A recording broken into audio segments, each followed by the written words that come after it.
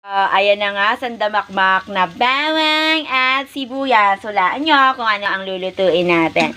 Ang pinamagatang beef spaghetti. Kasi alam mo ang Saturday, Sunday ay ang spaghetti moment ni Violi. So, alam mo naman yung mga sangkap. Ayoko na nag-i-edit, kaya ginagalaw-galaw ko na lang yung camera.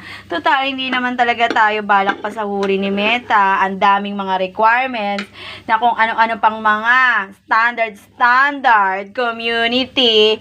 Diyos ko, bakit ka naman mag-e-effort pa sa content? Gaya ng sinabi ko, para hindi gaanong bitter sa pagko-content, ay kung ano na lamang po ang nais nating ibahagi na kaya ng bulsa, ayun lamang po ang ating ipabahagi o ipapalabas sa ating reel. So, the usual, dahil alam nyo naman, mahal ang presyo ng bilihin, ang inflation rate sa Pilipinas ay napakabilis ng paglobo at sa bawat paglobo niyan, kaakibat niyan ay ang economically wise, walang iba, ang inyong Madam UK. So, tanghalian, dala na rin po yan kapag may natira, ay hapunan na rin. Malaking bagay kapag kukonti lang kayo sa pamilya dahil quality food ang iyong hiyahain sa tuwing tanghalian, umagahan man, o hapunan. O, dahil quality food, o di kayo na magpunta, alamin nyo yung presyo. Hindi basta-basta,